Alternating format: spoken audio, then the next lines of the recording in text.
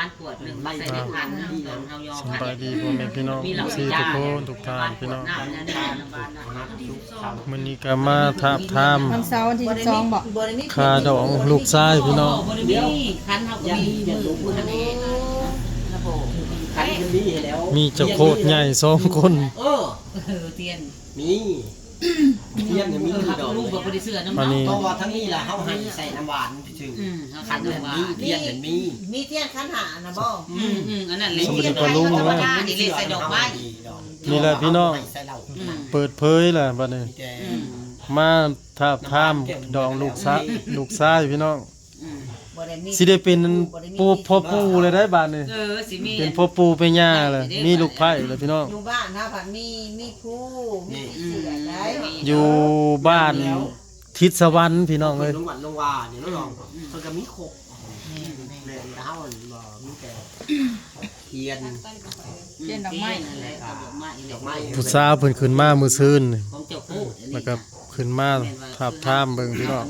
ค่าดอกสิซ้ำได้เท่าใดเนาะบ่แล้วจังว่ากัน กันเช้าจะอยู่นำศาสนาเดียวกัน มือคอนี่11ล้านเพิ่นว่า มีแต่ย่อ หมูตัวหนึ่ง แล้วเรื่องดอกไม้เพิ่นให้ใส่ดอกพูดถึงกันแน่จังว่าที่เฮา เทียน ดำเนินคันคอแหละใส่เลย กินข้าวแล้วนี่ เลย ซื้อปิ้งไก่มาให้น่ะ ใคร กินข้าวยาก มันบูดเด้อ กินข้าวยาก พากันคือเอา แนวกินน่ะมันตี กินกันมา อันนี้ได้ เอ้ย จักแรกแม่ก็เลยว่าชุบ ลูก2คนนี่แล้ว นี่ แม่นไม่ใหญ่ไปกันเสียได้ปีกว่าเลยเด้ เจ้าเติบบ่ลาว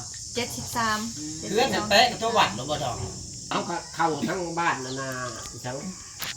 คนยังน้อยเขาไปอยู่น้ำมงเพราะว่า ระบ่เนาะ บ่นะดู เท่าเข้าหน้าบ่อเกี่ยวมาวัดน้ำมงคือเก่าเนาะ เพราะว่าค่อยเคยเห็นเจ้าอยู่ บ่ เจ้าไปบ่บ่แล้วตอนเราเสีย โอ้ย ได้แก้วบ่คนบ่ได้ไป บ่ คนเป็นวิทย์คน โอ้ยงานกับคุณเดี๋ยวจะไป คนก็พุ่งคนไปเรื่อย ไป ขอยไปขอยก็ไปเขาเจ้าเชิญไปเลยอยู่ เป็นเวลาเป็นงานน่ะเพราะว่าซุมเฮาอยู่ในคณะเขาเจะเชิญไป เออเป็นงานบ่แม่นไปงานเขาเห็นงานที่จะบอกจะมา เคยเห็นอยู่เบิ่ง ปีใหม่ที่จะไปหันดีไปเลยจังงาน ถือว่าหมดซ้ำนี่เนาะมื้อวันเสาร์พุ่นแหละ มือวันเช้าหรือมาติดต่อบ่งูนะที่ให้เจ้าแท็กโทรบอกหรือไม่ยัง โทรบอกอนาก่อนแล้วเฮ้ยเงินก็เสียให้เขาก่อนแล้วคันเขาสั่งจุมาพุ่นแล้วบ่ยากดอกเงินน่ะมาแล้วก็อันนี้ก็โทรเอาน้ำน้องหายืมน้ำน้องผู้อยู่ไทยพุ่นแล้วผู้ละน้อยนี่แล้วฉันบ่มีนะน้อยก็ซ้ำใหญ่ได้มัน20,000กว่าบาทเดี๋ยวพอ3พุ่นนะ มารับเล่มคืน 11ล้านนี่มันจากพอ20,000 พ่อ พุ่น เมียให้ลูกชาย ไปบ่แล้วซ้อนเขาจะคอยลุยหลบผุด ทุกคนพากันขี่รถจักร น้องบัวลาว น้องบัวลาวไกล น้องเขาจะคอยลุยตะกี้เขายังไปไหนก็ได้ตรง ข นั้น นาดแต่ยังหนุ่ม เอาแล้วก็เตรียมไปหาเงิน 7 โมงแรง12 โมง จะได้ค้ำร้ายกับ ลูกแม่ก็ยังไม่หนี ซื้อเอา ก็บ่พังลูกก็ได้ อันนี้นะให้เฮียนซ้อมรถส่งลบไปผู้ภาคใต้ผู้ ยินอยู่บ้านมันอยู่พี่ได้พญาตะยาได้ลูกเอ้ย บัดออกมามันบ่เป็นหยังซ้ำ ตัวเองว่ะ เรียนวิชาเช่น เฮียนบ่ได้มันบ่ไปนะ บาทเฮาได้วิชาผมผู้อันนี้โทษบ่ได้เงินได้ โอ้ยก็ได้ บ้าน นะ เฮาเห็นบ่ เว้นบ่เฮืองห่าง เขาอยากได้อยู่นี่ก็ซ้อมรถจักร หมอนุ่มตายนะ มันชื่อ500มันว่า 2,000อยู่ก็ ลุ ที่ งก็จะเป็นสาย น้ เนาะ ของวิชามันสุดท้ายยอนนี่เขามาเอามันเอาแหละ ลุงเฮาเป็นสร้างรถใหญ่ได้เอาล้านนี่ไปอยู่ได้3 เดือนบ่ ดีแล้ววิชาตัวนี้มึงยากได้ไปจะได้วิชาเป็นหลุดนี่โอ้บ่ได้รับเด้อเขาไปกรุงเทพ เฮือนเพิ่นก็เฮือนนั่นเฮือนทั่วเขาเจ้าเอิ้นตะกี้ ลง เพื่อนทัวร์ มาเอาเด้อพากันลง หมู่ฮั่น เสือผ้า แบบเฮือนป้าแล้วนี่แบบเดียวกันเฮือนป้าอยู่บ้านนะครับ เป็นหนุ่มเสือผ้าตัวเก่าให้ได้ส่งเน่า บ่ได้บ่ยากดอก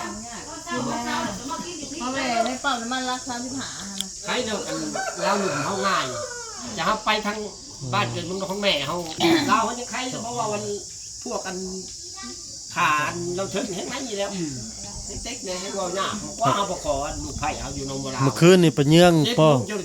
ปลาเยื่องไปหา มันจะนอนจะได้วะ คือได้แม่ขนุน เฮาก็ใช่กันเดียวกันได้วะต่อประชาใช่ห้วย หาอยู่หากินแล้วเก่งอยู่แล้ว ห้วยเข้าไปจักประชาเขา จะหน่อยอื่นนี่แม่ เฮ็ดอยู่เฮ็ดกินได้ มันว่ามันเห็ดไง เฮ็ดกินได้เรื่อง ดีได้หมด เฮ็ดนั่นเฮ็ดนี่ ดูไม่น่ากินว่ามันฮะ ไอ้เงี้ยงป้าแล่นตา เขาก็ยังเกลียดช่องคืนเนี่ยเขาคือ ได้ ป้า แค่นี้บ่จะดี บ่ทันได้ตกได้ฝนน่ะ มันยังยังคืออันเราก็ได้คนเดียวเนาะ เอาช่องทางไปเฮาก็บ่ดีเวียกไปชั้น ดู นี้ นะอยู่ไปสิได้ เอ มา อ กินแล้ว ไป เฮานั่น อยู่ไปสิได้ แนวนี่แหละผู้เฒ่าซุมเฮาก็สิเฮ็ดหยัง ก็จีมาเนาะขับอีน่ะให้ซานปิดแม่อีให้10ไว้2 อืม มีอะไรตัวเขามา ดูใช้ฝากมาบ่ได้กินน้ำเก่าแหละเฮาบ่เฮ็ดเตียงดอก มา4 2 4 5คนพี่น้องลูกสาวแน่ แต่สิไปซื้อทางใดผมบ่ได้ไป แม่น้องเทนและเจ๊ดำ จะเจ้ามักไปรักษาไปซื้อ มาเว้าเรื่องค่าดองลูกชายนี่แหละ จนทางเมื่อบ้านปลูกถวายจะได้ได้งานเฮา บางเมื่อคนก็ไปฝากกับสว่าง เรื่องราวคนตะกี้นะ สิไปยาไป อันนี้อยู่ขมือนี่ไม่เศษเรือคายบ่ออกได้น้องเอ้ยจะ เป็นได้บาดน่ะเป็นผู้ใหญ่แล้วได้บาดนี้ได้เมียแล้วบ่แม่นคือเด็กน้อยเด้อ งานทำได้ ได้เมียแล้วแฮงใหญ่ขึ้น ได้ลูกแฮงก็ พวกนี้ ซ้ำนึงได้ลูกเอ้ยอันเฮายังบ่ได้ลูกยังใครอยู่เนาะ เฮ็ดได้สิกุมลูกกุมเมียคิดหาได้บาดนี่ ดังเพิ่นบอก ซอยกันแน่เลย ช่วยกันพ่อแม่แม่ พ่อ ว่า แม่เพิ่นบอกว่าเนาะ คันว่าเฮ็ดทานก็เฮ็ด คนจังง่าย บูดหมองขายน่ะพ่อแม่ขึ้นมาแก้ไปขายให้ดอก เพิ่นว่า สอบละ100พุ่น ไหนกันดู จะมาชิลุดเล็ด เออ ติดนั่งก็ดีไปละล่างานก็ดี หาเฮ็ด ก็บ่ได้เงินตัวนี้แหละหนูไว้ทุกสิ่งทุกอย่าง เด้ถามพ่อใหญ่เพิ่นแล้ว นี่ละ ผู้เพิ่นเกิดก่อนเห็นฟ้าก่อน การมียังกับหันหน้าคุยกัน พ่อแม่ดูบ่ดู การให้กันก็คอยว่าคอยจ้า มีกูทุด่าบ่ได้ คือด่าเขาได้เด้อ กดต้นเอาหันเลย คิดกันให้กันเมื่อเฮือนหาแม่ สนอปิดกันเมื่อหาแต่แม่กิน โอ้ทนได้มันบ่ได้ โอ้ ง่าย ย ได้สั่ง ขึ้นเดือนเนี่ยเฮาตะกี้กันเลย นี่แม่แห้งเมื่อดูอันนี้นะ แค่จะให้เนี่ยให้เอาหอกมาแล้ว เท่าอันนี้บ่ได้ยุ่งแล้วคอยจะเท่าคอยมีลูกน้อย ผมให้บ่ได้มาได้ดอกเลยจะพามาได้บ่มื้อนั้นบ่ได้มาจัง แม่ นี้ ได้ ได้ บาทนี่ จุ้ยเยอะ เอาแล้วบ่มาได้คอยจะนำคอยจะน้อยผู้ว่าก็ยังนำยังแพงผู้ว่าได้ ทำยากทำงานทุกมานำงานหายหัววันไร ไอ้ ดี หัว วะ ห่างแล้วลูก2ลูกเอามือบอกไปกับโบเนาะคอยไป เพื่ ซื้ อ อ เอา ผู้ ผู้ ว่า ว่ามานำเฮา เมื่อคอยให้เมื่อเราจะบ่ได้สนบาทนี่เนาะเอาไปลูกน้อง ไปใหญ่บ่ได้เขา จะได้แม่พ่อญาติมึงบ่สินำผัวมันยังอีแบบเอาผัวใหม่นะเราว่าอีแม่ข่อยเนาะนำผัว